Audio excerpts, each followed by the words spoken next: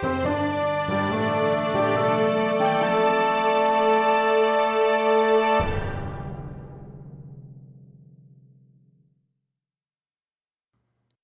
story seekers. I'm Ben. I'm Nico, and you're listening to our favourite part of the week. Stories, discussion, and a high likelihood of gratuitous obscenities, all in the service of a bibliomancer. This is the tiny bookcase. Our regular listeners will know how it works, but for newcomers, Ben and I have written a story to the same shared prompt.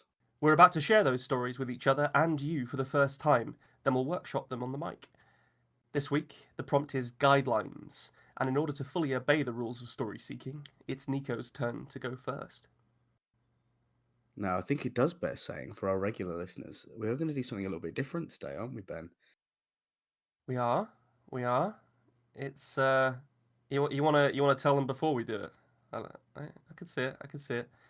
Yeah. So we'll be doing the first part of a larger story each this week, and the second part of it will come next week, which will put us closer to a more traditional lengthed short story each. And we're hoping that the workshopping section of the podcast will actually inform what we write next week. So you'll get an opportunity to see how we evolve a story based on feedback. And with that in mind, there's nothing to do but tell them, I suppose. Guidelines. Whatever way Knight looked at it, this one was pretty far from by the book. He reflected briefly on the fact that it probably depended on what side you were on, as the books didn't exactly line up. Stop! The rookie's voice was swallowed by the natural rumble of a city's rhythm. No other symphony like it, thought Knight. The bass rumble of the industry sphere a quarter mile beneath the metropolis. The garbled melody of a billion ads glowing as the night stars once had across every surface. Their voices selling everything from implant nodes that would let you visit the oceans that were, to simple pills that would keep you cock hard from dusk till dawn. Through it all, the choral murmur of trillions of lives packed in so tight, one of those pills might stop you fitting in your place. Stop! You're under arrest!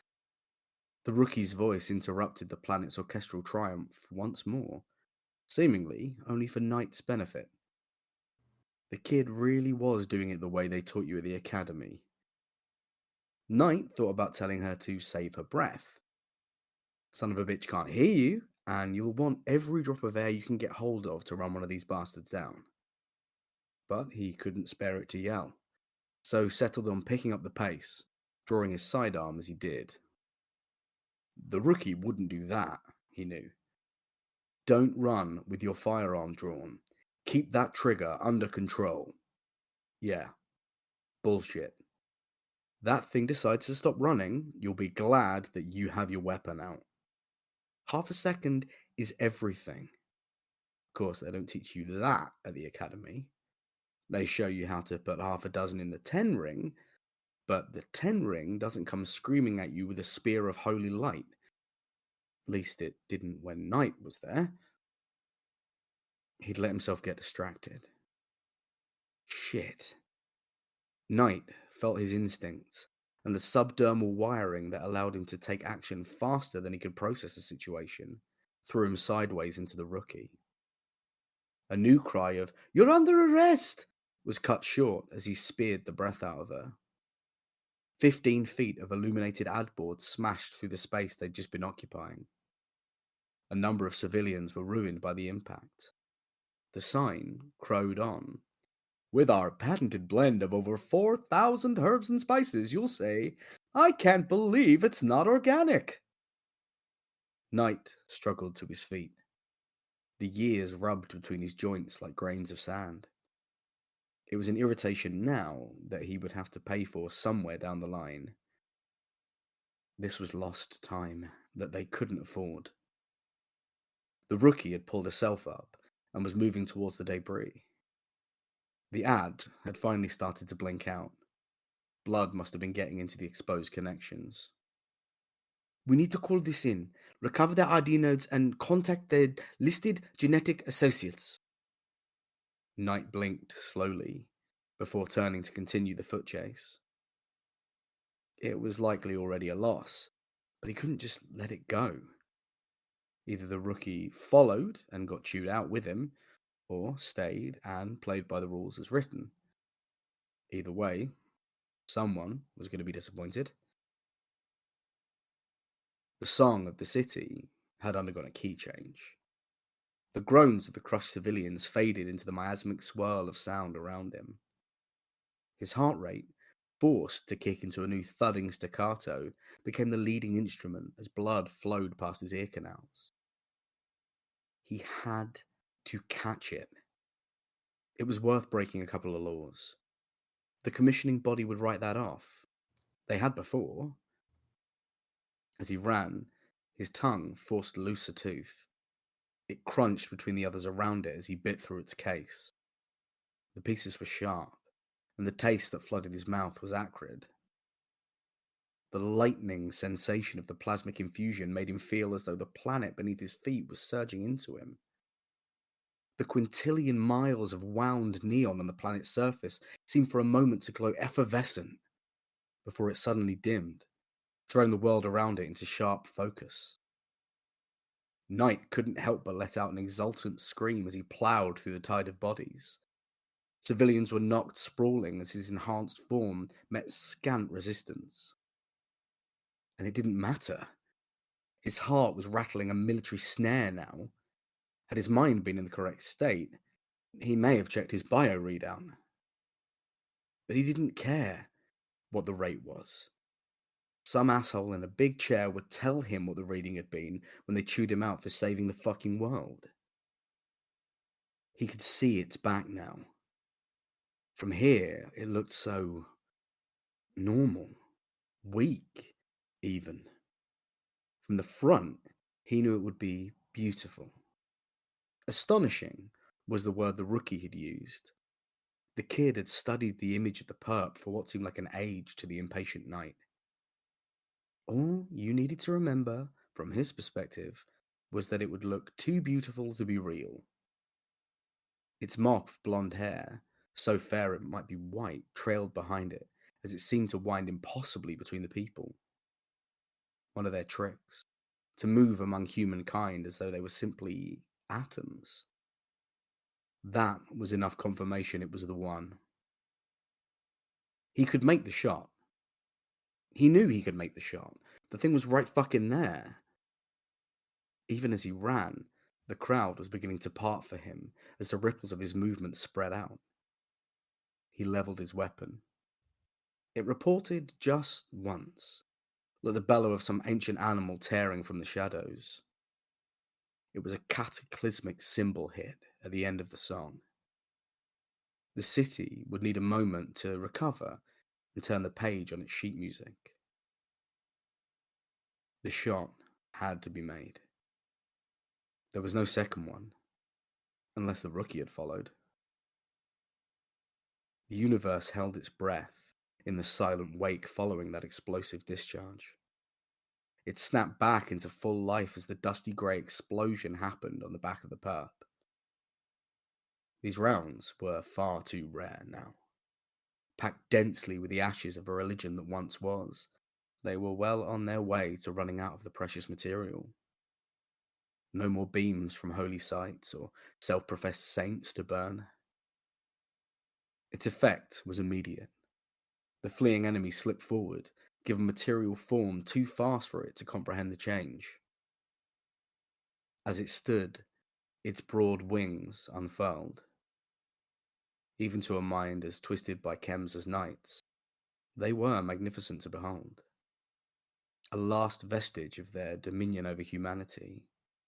That air of dominance, the sense of smug surety that caused awe in concentric rings around the creature. It turned to lock eyes with Knight.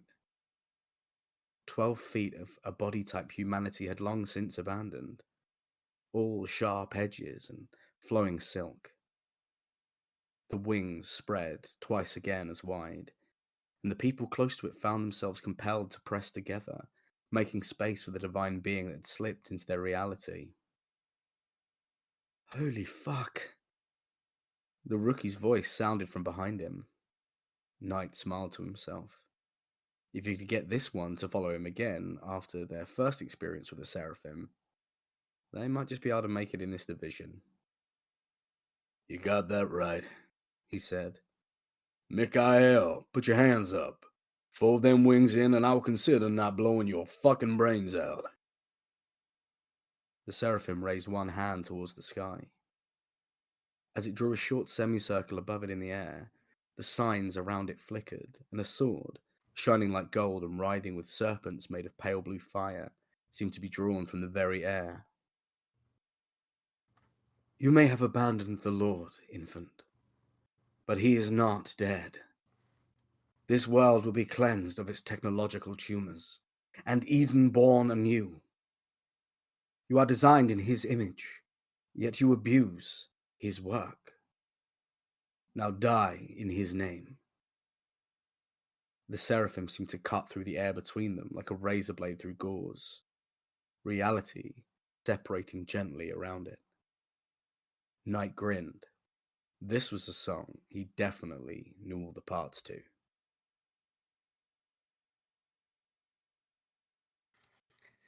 Great beats, great story. I love the pace of it. Thank you. It's very fun. I obviously filled with your excellent classic descriptions. You know, the ears rub between his joints like sand. I Yeah. liked that. That's probably I don't think I've ever heard arthritis described like that before, but it's a really good one. And you opened on this garbled melody of ads, and I think that's something that's such a grounding. Like it's well, I'm not saying it's like an overused kind of concept, but it's such Yeah. a good way to ground people in a cyberpunk future story. Oh, Um, definitely, definitely. because we know what it's like to get pop-ups and be bombarded with ads in a mundane way, and in it, I still remember. It reminds me. Have you seen the film Minority Report with Tom Cruise? Yeah, yeah, yeah. The bit where he has the other dude's eye, and so all of the ads are tailored to this other dude because it's Oh, through yeah, yeah, retinal yeah. scans and stuff. That bit really sticks with me, and it you evoked that very quickly, but in like a on like a far more sort of like population dense, low value to life cyberpunk world. Yeah. J- I it, liked it. that concept always makes me think of, do you remember in the early days, the Wild West of the internet, when sometimes there would just be music coming out of your browser Yeah, yeah, and you were yeah, like, where is that coming from? Because I don't yeah. have anything music based open. And this was Music before you or get the other little speaker things. symbol. Yeah.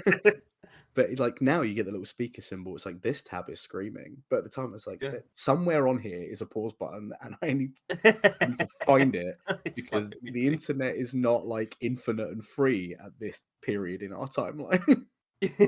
yeah. I got a strong like Judge Dredd vibe from it with the rookie and the almost like over the hill, very violent main character, Yeah. which is I think a positive comparison. Um, I like that a lot. The only thing I would say is that you gave him a very measured voice. It was a lovely voice, really like luxurious and rich, Yeah. but he's a violent chem addict who is True. likely quite strung out, and his heart rate is. I think you've already said that his heart rate is going to be like through the fucking roof. Yeah.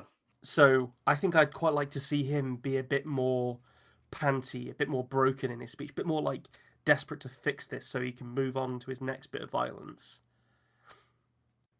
I feel Just, that. I don't think I've ever given you a note before about your voice for a I character, think but it's a really good note though. um, I think it's also only made possible by the fact that there is going to be a second part to this, so we're Yeah. likely to hear him speak again. Um, Simply atoms.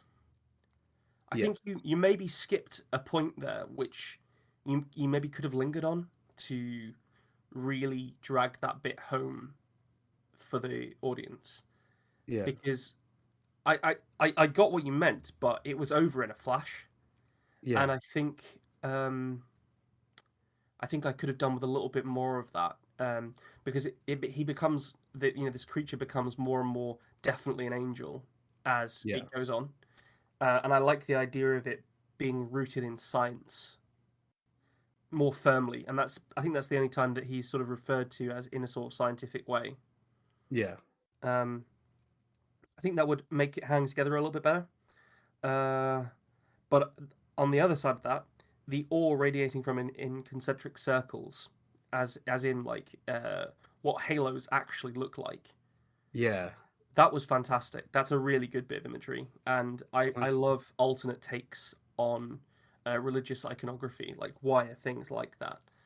Um, I know we were talking earlier today actually about skinwalkers yes, we and were. like why the I think it's the Navajo called them skinwalkers, and it was the actual translation of their name was something like by means of it, it goes on all fours was the translation Yeah. of the name of the beast, this skinwalker thing.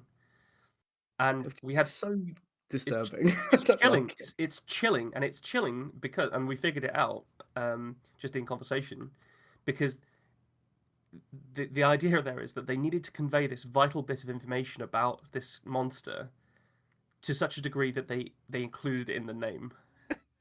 Yeah, oh, what's this monster called? It walks on its hands and feet. Like, Yeah, pay attention to that. If it's a yeah, person and it's on its hands and feet, just yeah. run. Just It doesn't run. need a name. It needs a description. That's Absolutely. horrible. Cool though. And there is a Pratchett book called Lords and Ladies, which I know you've read, Yes. which opens with a description of like a rewriting of descriptions of elves, Yeah. um, which I can't remember exactly how it goes, but it's something along the lines of like they inspire awe, awe as in awful, and Yeah. yeah, and basically rewording a load of what would be deemed as very extreme but very positive modifiers, bits of description, and putting them in the context of elves actually being like nasty pieces of work.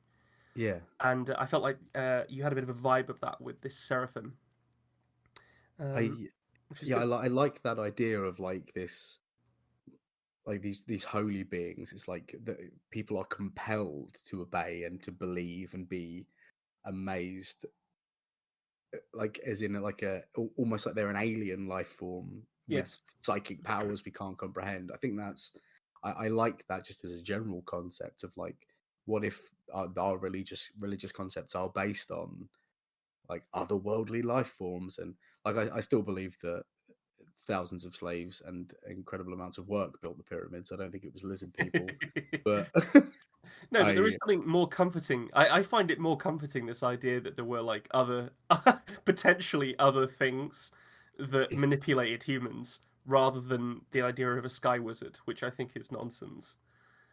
Um, so it's yeah, I was very much there for this story, so I feel like I was at least a big part of your intended audience, if not the total the total audience. I d- I definitely like as I had the idea, and I actually struggled quite a lot with this prompt. Honestly, I Guidelines, yeah, hard yeah, one. I that my brain would not stop thinking about the pirate code. Yeah, That was all I was or getting from it was the guidelines. more like guidelines. That's all I could think about, and I was like, I need to get that out. So But I obviously won't talk about my story before I read it, but you will see me stray awfully fucking close to that yes, line. please me. Yeah. But yeah, I don't know. It feels like there's loads of scope in it, and we'll be able to talk about it a bit more after your story. But Mm, I really struggled to put my hands on what am I going to write about. And in the end, one of the things I did was think about like, if I was just writing for Ben, mm. what themes would I look at? What styles would I look at? You know, what do I not normally write? And it kind of it laid the like a tarot reading, you know, like the cards went out in Yeah. front of me and it was like, oh look, cyberpunk. I was like, oh, Mm. and look, gritty and violent and drugs. And I was like, ah, yes, yes, yes, that's I can make something out of this. Ooh, And the anti-organized. tower, you will Yeah, die. Oh yeah. no. Anti-organized religion sentiment. Oh, that's the fucking finisher.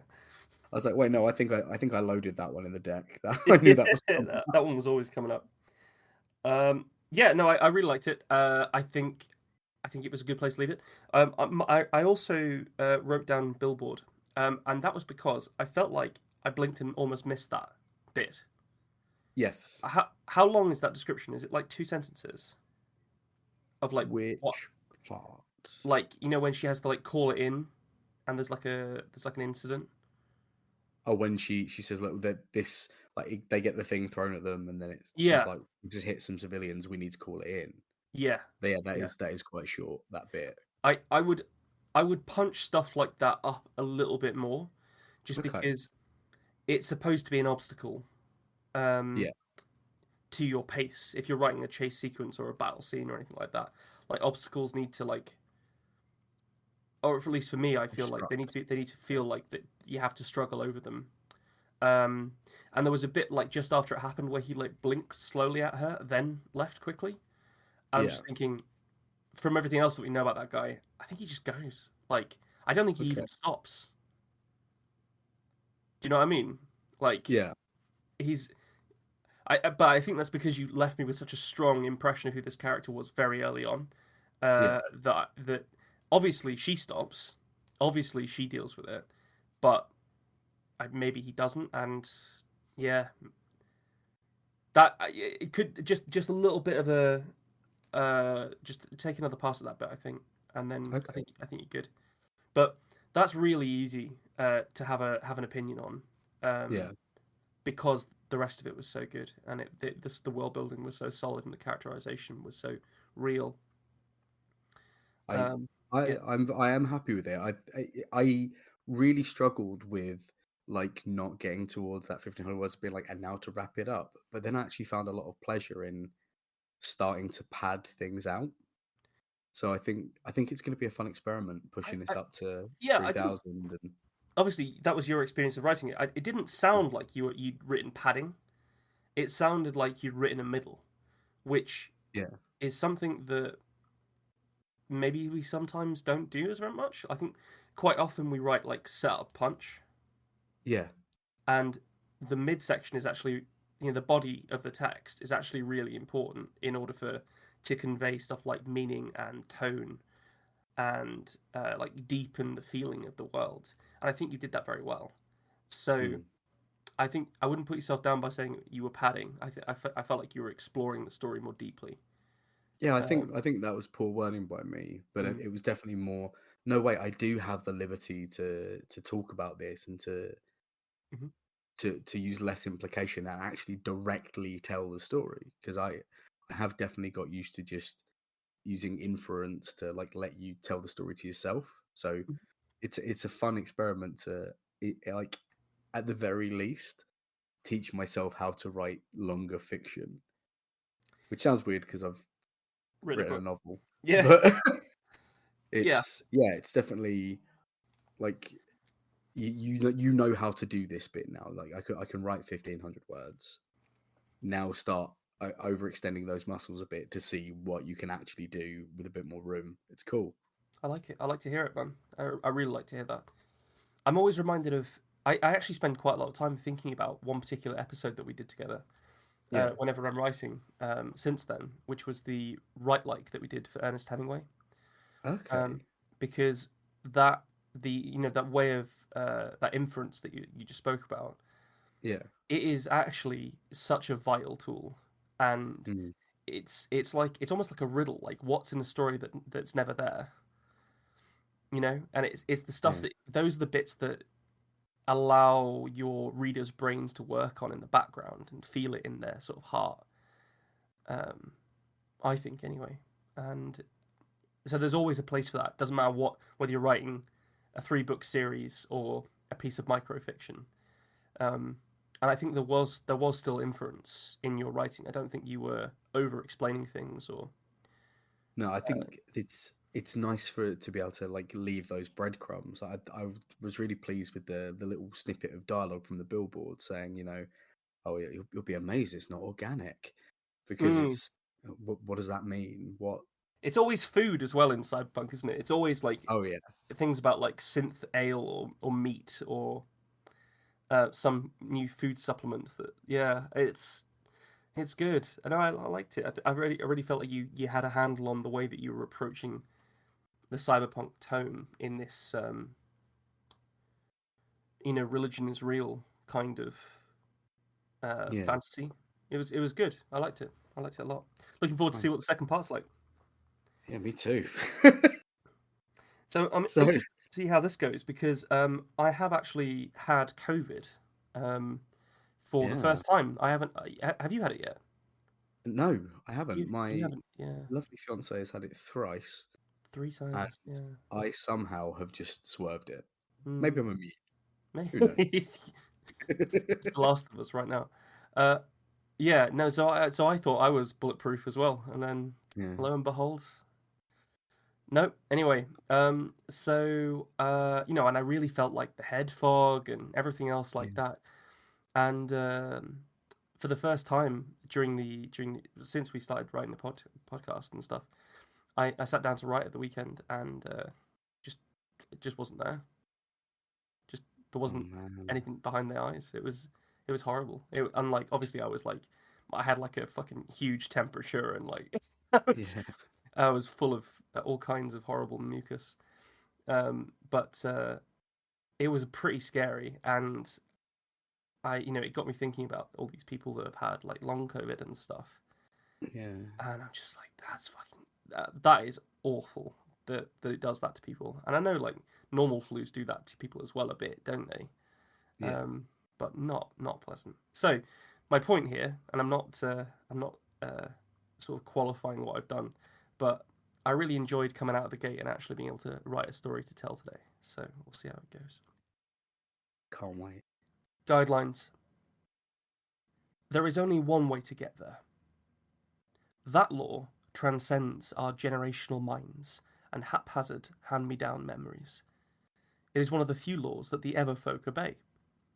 To access the heart of the jungle, you must travel along the river. The boat's enormous paddle wheel slapped inexorably through the water, creating a frothing churn of white foam in its wake. Howie had always loved to slink out behind the boiler room and watch the wheel since he was a boy. The noises of its chugging splashes were so loud that it seemed to eclipse all the other noises in life. On the quiet nights when the engine was still, where the crew was on shore leave, Howie could still hear it inside his head. A whistle sounded, and the wheel began to slow almost immediately, and Howie, readjusting his cap, knew what that meant. They were coming into the dock. She was called the Elysium, and Howie had walked her decks since he was a boy, swabbing them. Now, as the first mate, he knew every inch of her, and few knew her task better. The captain of the Elysium, by law, could never be a river rat. Rather, they were an appointed official by the local government. It was a lofty position for a Wanner, one of those posts in the world it was necessary for the Everfolk to place prestige on. Howie found Captain Hicks stood by the staging point, watching as the lowerable deck was winched down to rest on the waiting dock as the Elysium came to a dead stop with perfectly timed precision. Her smile of satisfaction slipped as the Elysium tugged at the mooring ropes once as its weight caught up with it, just to prove that something always goes wrong. The staging deck scraped along the dock for a moment before settling down securely. Fortunately, none of the Everfolk had been ready to board, and so the minor mistake was easily ignored. Howie stood to attention next to the captain and waited. The ropes, she spoke out of the corner of her mouth. Secure, Howie replied, barely keeping the scorn out of his voice. Be sure it doesn't happen again. Her fear-induced discipline shone through her words.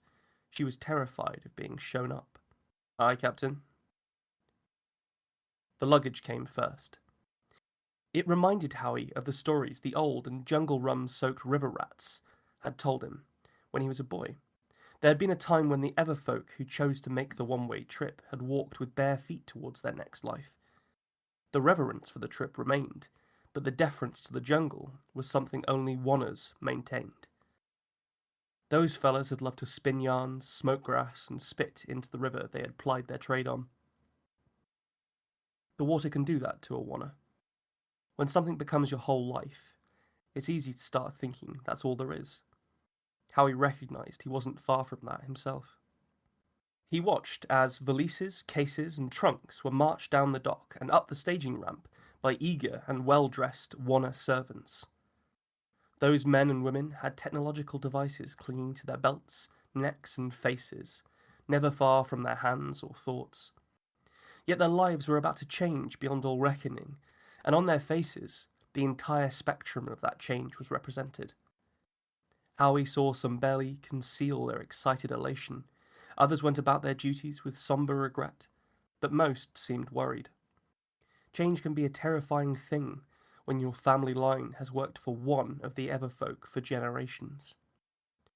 Within 10 minutes, the fabulous carried wealth of their masters had been stowed within the opulent cabins of the Elysium, and those Wanners, not bound to the old steamship, had disembarked to live the rest of their lives.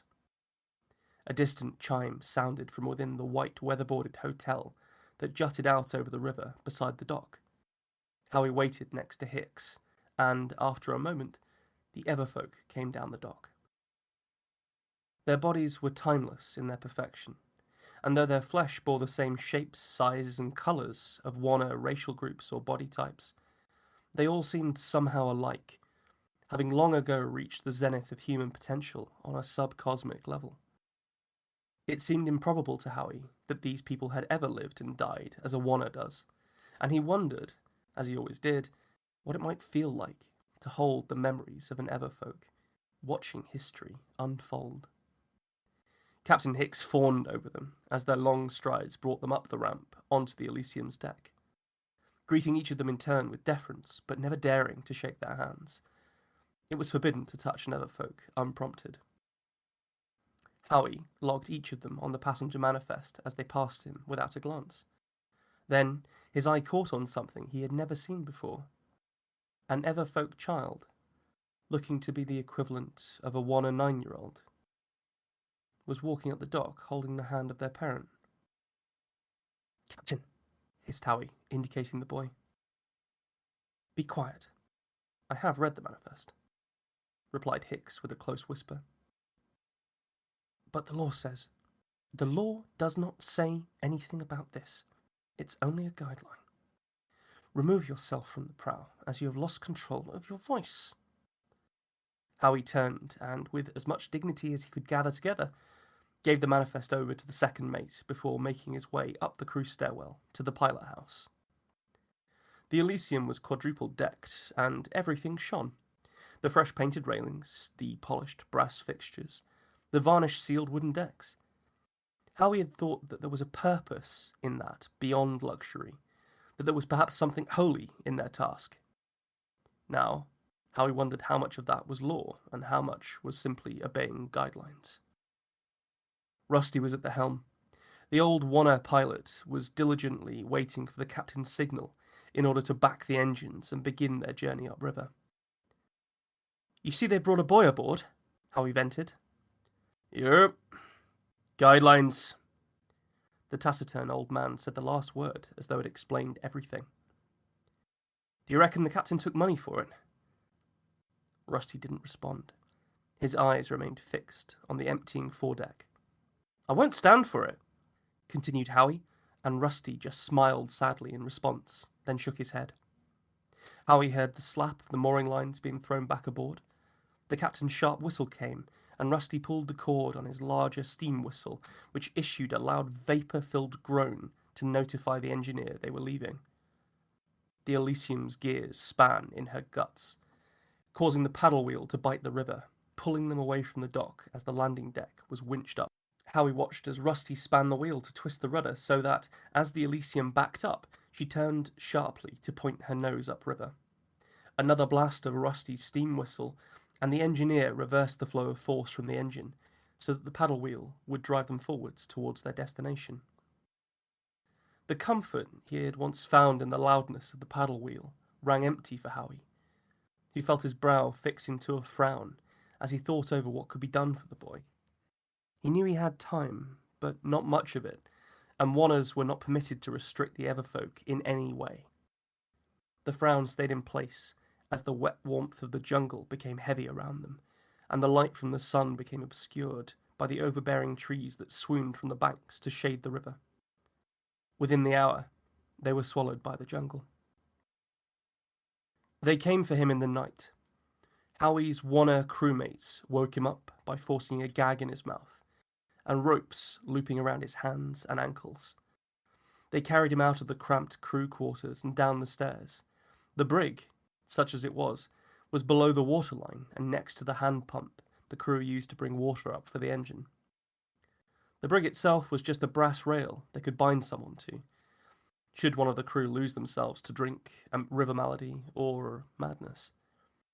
Somewhere above him, the Everfolk were no doubt enjoying their last meal before their encounter with the heart of the jungle. Captain Hicks came down some time later, likely after her presence was no longer required at the captain's table. She unhooked the gag from his mouth and sat opposite him, next to the stationary pump. Mutiny is a difficult concept to countenance. I know you've no respect for me as a sailor, but I think I can set you on a truer course. We are not just a crew aboard a ship. We are a floating funeral parlour. We do not get to decide who lives and who dies, only that they transition from this world in the way the Everfolk see fit. That's the limit of our role in their lives. Hicks, they don't know they're dying. They think they're ascending. That boy could travel to the outer planets and live a life like we could never dream of. Instead, it'll end for him as it does for the rest of the zealots that tire of eternal life. Poison and a whirlpool. I have seen the bones that escape the heart, just splinters of the sticks that once held people up. So you say. Ask any river rat wanner. The guidelines say no kids, because this is it for them. It's the end. Oh, you're into a winner there. I have many notes. Cool. So, first of all, some of my notes they sound like the ramblings of a madman, so it's going to be quite fun to go through them. My first note was about I love this take on the class divide being measured by lifespan. Yes. Yeah. That is super cool. I mean, there's what's that Justin Timberlake movie where your time is money Oh, or it's whatever? cool time. Yeah. Yeah. Physical time. Yeah. It's like that, but way cooler because it's got that kind of like elfin immortality feel as opposed to, oh, I want a coffee, it costs 5 minutes. Like there are people who are devoting an entire lifespan to one job, to back and forth, back and forth, back and forth for a people who would never be able to comprehend their mortality. Like that is very cool. Big fan of that. I'm glad you liked it. Um and with that, I mean, there's just a lot of good stuff about kind of life and the shortness of life for the oneers. The moment where he's recognizing that he's pretty much at the point where he's been doing what he does for so long that it's what he's going to be doing forever. Yes. Yeah. Like the acceptance of that, like knowing that in his life as a oneer, there's no out from that. Mwah, chef's kiss. Love Mm. that. He's Um, very short-sighted in that because of what yeah, he is and what he's done with his life, I think. So yeah, sorry, I was the agreeing with you, but thank you. good. You should agree with me. I'm very Mm. clever. Got a note here that Rusty, despite having a really small part, is a thoroughly interesting character What, that because he traitorous clearly dog? knows Yeah. he Yeah. clearly knows so much more than he lets on. Yep. Yeah, he's a treacherous old bastard. I one of my notes just says the bastards, which was I think when they came and took him from the room in the middle of the night. Fucking snatched him.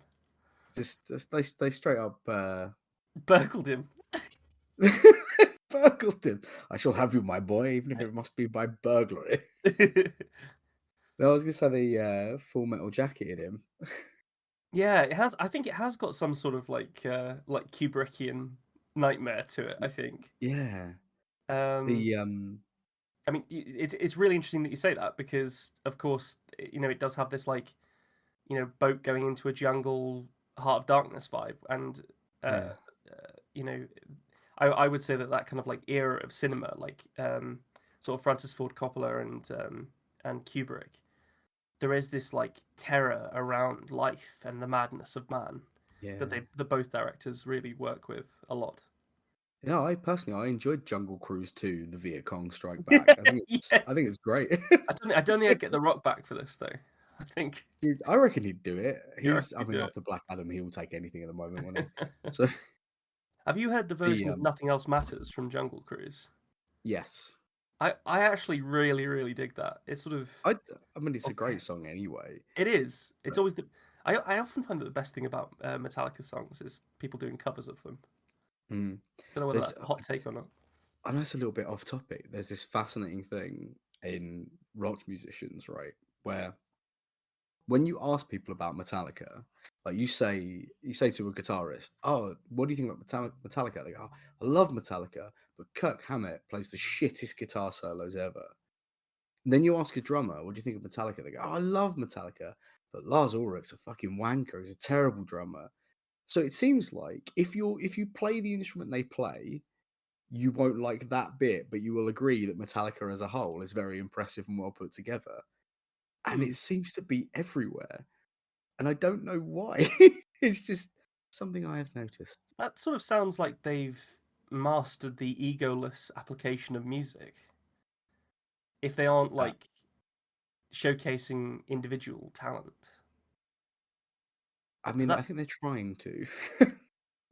yeah, but I mean they're sort of undeniably a massive band that have secured Yeah, so many hits and great songs. Like, they are fantastic songwriters. Like they can put together a song. They can put together mm, albums very very I think that's what is impressive about them though, because people will be like, "Oh yeah, I don't like this member," and then just casually sit and listen to the entire Black album. but yeah, Like, you put For Whom the Bell Tolls on, they're gonna go for it. Like it's yeah, of course. so any notes, any changes, anything that you reckon I need to punch up, need to alter about my approach? I love the twist, Hmm. but and it may be because you wanted to. I think you wanted to get it in for the cliffhanger, but it feels like he talks to one guy, they immediately take him, and then the captain immediately like brings him in on it. And I think like she clearly doesn't like really trust him at the beginning. Maybe there's something like a little something that needs to happen. I'm not even sure what it is. And maybe in like the full scope of the story it will balance out better. But it feels like there's not there's a thread missing in that relationship that would make her go, no, Okay, I should give him an opportunity. so that's an interesting point because I would say he definitely knows what they're about on this boat because like Okay. I think I say quite early on that he knows their task better than anyone. Um, Okay. so See, from my perspective, from like the writer's intention, how he knows that they ferry the Everfolk upriver, like he knows that's what they do, and what's waiting for them at the other end. I took that to mean that he was like, especially once the twist had come, that he was like almost as sort of fervorously believing in this idea of the ever after, like this elves sailing into the west belief that they have, Mm, and he intricately knows like the religious laws attached to that, and that's why he's so scandalized by the child coming. He's like, no, this is not as it is written, and it fascinating. gave Okay. a so it felt more like he was when she said, "Oh no, they just go and they die." That he was like in denial about it more than he was like, "Yeah, no, Yeah, I think I was going for like this idea that he was like supporting. It was his job, and he loves being on the boat and stuff, yeah, and that's sort of just what these people that are unknowable do. They eventually they tire of life, and this is how they deal with it. yeah, So really the sort of core bit, the core like call to action of this like first half of the story is the child because that yeah." changes the field of play significantly. Um, but it's entirely possible I have not been clear enough about that. That's absolutely fine. I think I can definitely see how you've arrived at that. Yeah. Um, so potentially might be worth me sort of tidying that up as I go into the next half. I'll For also sure. say you've got some lovely like tactile descriptions in there. Like there's a great like you talk about the whistle having a vapor filled groan. Like you can almost like feel that mist on you in that rather than the sound. You definitely feel the wet and like splinters of the sticks that once held people up. Like that's really evocative of like the kind of shardy, broken nature. So Mm. as much of that as you can work in, because it becomes it's a very tactile story. If that is the right word for it, Yeah, no, but I think it is. Because you're describing like evoking what it would be like to actually feel it. yeah, And I yeah. think you've like the slapping of the rope, like that also that feels very kind of wet, and so anything you can like really bring home the closeness of a jungle and like the way it feels to be on a boat, even if it's like you can. He's so natural on there when these people are stepping on that have lived in these huge long lives, but then they're not waterfaring people. So how different is that for them, and Mm. how far is this disconnect between the river rats and the everfolk? I uh I like that a lot, and I think that's a cool thing for me to focus on as I go forwards. I'll definitely bear that in mind. I it it does remind me of a role playing game session that I once had at college, so it was a long time ago. Yeah. And two people got into a stand up argument in this, Okay. like literally like standing up and pointing at each other whilst yelling. And we're in like a like a college room that we've just sort of absconded to play this game after hours. Yeah. So like that's not like we shouldn't be shouting because that will draw attention from custodians and stuff. That's not what we need. Right. And it was a Lord of the Rings based system, and so one person who was playing an elf um, got sort of attacked by a bit of dark magic near Dol Guldur or something, and they tripped in the sort of game master's description, the dungeon master's description, Yeah. and had to like roll to see whether or not they fell over, and they failed the roll and fell over, and this person insisted that elves can't fall over, and like Whatever. ever they can't they are so unclumsy they can never fall over, right? It's really funny. This guy now laughs about this because I'm not feeling too bad about telling the story. But Okay. when we all realized that was the crux of his argument, we really pressed him on it. I mean, dude, for a start, calm down. Secondly, what do you mean elves can't fall over? That doesn't make any sense. And he goes, they can't. He told me. And we went, Oh. who who told you? Who told you? The guy who wrote it. Tolkien. Tolkien told you elves can't fall over, despite the fact that he died long before you were born. It was in a dream. Oh, but yes, people can get very attached to these details, and I think that shows like how you can really be a bit of an iconoclast by taking Yeah. something like a fae or an elfin stereotype and then having them fall over or challenging that in some way. So I like this idea of them like stepping onto the boat and maybe they're not as comfortable as the river rats are because these wanners do Yeah. this their whole life. Um, I like that a lot. I think it's a good point and good feedback. But Thank you. elves can't fall over. Elves That's can't fall over. they can't. If we ever You could start have doing just shown merch, them a I bit actually on. want to do that as a t-shirt. Oh hell yeah. I just I was just imagining that scene in Helm's Deep when I mean spoilers for a 21-year-old movie when when the bomb goes off and the wall goes up and all those elves on top are like flipping through the air because there's been an explosion. Yeah, they all I'm just land there. imagining them all landing Yeah, directly on their feet. yeah. They're like cats. How did you do that? Ah, we cannot fall over. The man said so. He told me, you know. There's another one of Tolkien's famous letters to C.S. Lewis. Chris Tolkien Dear, like desperately scribbling out, claiming that he's found something in his dad's desk. dear friend, I must tell you, in my works I have discovered that the elfin kind cannot fall to the ground. I do sometimes wonder like how different both The Hobbit and The Lord of the Rings would have been had Tolkien had like proper like shit tier meme artists for kids instead of nice, well-adjusted children. Like because have you ever tried have you ever tried telling a story to like a child who is just there for the jokes? Because it's very difficult to make it keep it serious and keep it on That's tone. exactly when you would deploy someone like me, Ben. Yeah.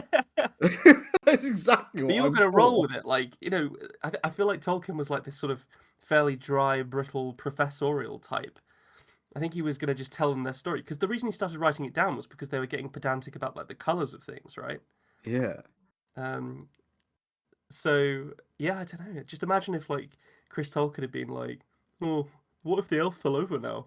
And then Tolkien's like, "Okay, and now elves can't fall over," scribbling furiously. I am the wielder of the Ring of D's. D's? D's nuts! I'd love it. I'd actually love that. I'm there for it. But speaking of Lord of the Rings, Oh, yeah. you, as I say almost every week, much to your embarrassment, are very talented, both as a writer and an artist, and also a musician, a vocalist. You're in Dead Man's Whiskey. We've spoken about it recently on the I am. podcast with the release of Masquerade, the excellent music video, and there's an album. There's an album coming. It's coming. Oh, Lord, It's it's coming. coming. It's coming. But then you're also going on tour, which is going to play merry hell with our recording. But we love it. We love Yeah, it. I'm a problem child. Sorry. um, but you are going to be on tour for a week or two. Yeah. Do you want to plug some dates? So I mean, if you're listening to this the day it comes out, you missed the first two. But what I will do is I'll say that just after that, we're going to be in Norwich at the B2 Brickmakers. We're going to be in Birmingham at the Assembly. Then we're going to be in. Oh, this is really stretching my memory now. We're going to be in Gravesend at Leo's Red Line, and then we're going to be in Southampton at The Hobbit, which is I'm very excited about that. The Hobbit. The Hobbit. It's in Southampton, so it's bloody miles away. So I may or may not make the trip, but I would love to see you perform at the Hobbit because I've never actually been to it, but I've obviously heard about it loads because Yeah. my understanding is that the people that own like the copyright to Lord of the Rings tried to sue the pub to change the name, despite the fact that So it's like, been named that I, since the 80s. so it was fine when it was New Line, but then when Warner sort of jumped in, Mm. they said, well, you can't call it that because we're making a film called The Hobbit, and that you can't have a pub called The Hobbit. And they gave them you cease and desist or pay this amount, and it was some ludicrous amount.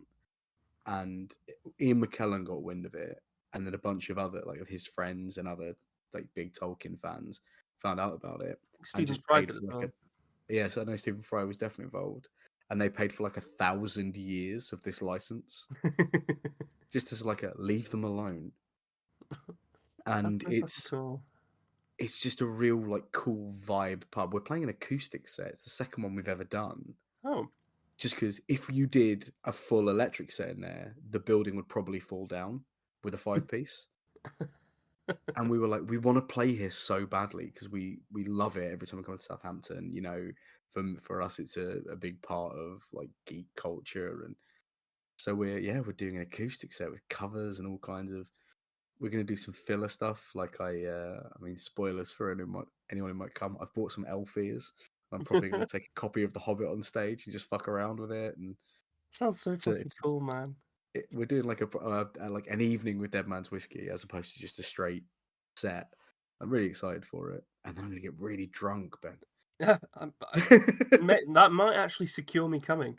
I hear they have like a bunch of like shots and drinks and Yeah, like cocktails and fun stuff named after. cocktails. And You need to we need to find out which one, like how they make like a Tom Bombadil or something, or a Goldberry. They make a Tom Bombadil. They hold you underwater for 5 minutes and fall Wellington boot. They make you hold a ring and see if you can grip it. Then they bury you in someone else's grave. And when it starts getting really spooky, they dig you out and go, "Only joking," and put you back in the pub. At some point, they've got to hit you with a tree as well, I think. Oh yeah, of course, of course, of Old Man Willow's a bastard. He's a bastard, man. course. Willow is a bastard, man. Yeah. No, they're really cool. Like they have these challenge shirts. Probably shouldn't be, drink responsibly, kids. But they have these shirts. It's like if you can get through all 10 of their house beers in one night, you get the shirt. And then there's one for the 10 cocktails as well. So I'm leaving with 2 t-shirts, and I'm you not. know, Yeah, no I'm more not would being ever funny. need 10 beers t-shirt. in one night. You can easily kill 10 beers in one night. I'm not. And again, not saying that people should, but it's doable. Like that's not. That's not hard. Is it? Is that hard? Is that a problem? Is that a problem? I don't I think feel that's like hard. we're like the worst people to talk about this. It's like saying you can't drink a bottle of bourbon in a night. Oh, yeah. Well, we only drank half of it each, I guess. Yeah, that's fine, I guess. That's how we come up Just to with good close the story night ideas, out. guys. No, it's fine. Fantastic. Well, we've It's had worked for the classics. yeah, we've had 2 first parters there. We'll have the Oh, second part of these stories next week. I don't know. We've never done anything like this before, so I'm excited to see where it goes and how it goes. But we might well play around with this format in the future. So yeah. if you liked it, or if you like what we've done with it so far, and you're interested to see where it's going, then let us know on social media or even in a direct message. And if you can guess the Write ending, an ending if even you better. want. Yeah, Yeah. yeah. Fantastic. Well, that's post-COVID Ben signing off, I think. Go on, back in bed with your boy. See you again. Thanks for joining us for this episode of The Tiny Bookcase. Remember to subscribe, otherwise you're going to miss out on the future fun. Also, tell a friend. If you like this episode, link them to it. We'd be tremendously grateful. You can follow us on Twitter at BookcaseTiny, Facebook at The Tiny Bookcase, and Instagram at BookcaseTiny for updates. Speaking of supporting the podcast, well, magic can only take one so far. The Tiny Bookcase is supported by the generosity of its patrons. Those kind souls have really kept my belly full the last year. Let's cast a spell for them, shall we? For magnificent beardery, let's cast the Chinicus folliculale spell on Gary Laird. For rich ginger tones on the scalp, let us cast the Orangi Hedondo spell for Scott Byrne. And for general fabulousness, why not the Ooh La La, How's Your Mother spell on Matthew McLaren?